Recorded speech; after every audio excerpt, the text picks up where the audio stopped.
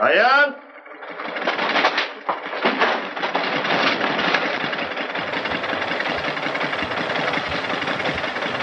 Hey! Öküz! Eşitmirsən? O kardır Cenab zabit. Anadan gelmedir. Dili de yoktur. Danışabilmir. Ama tor çekmekte çok mahirdir.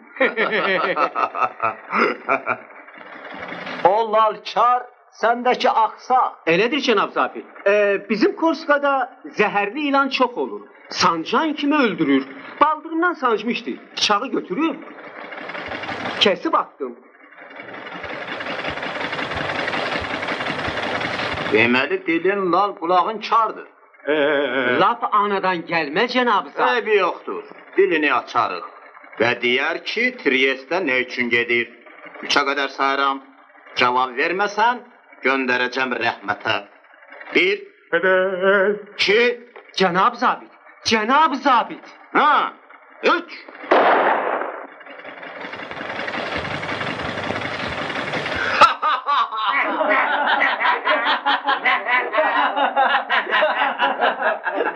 Gedək.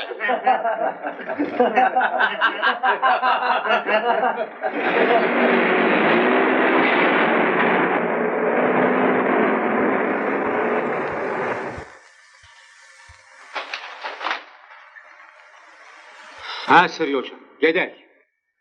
Dayan. Qoy özümə gəlim.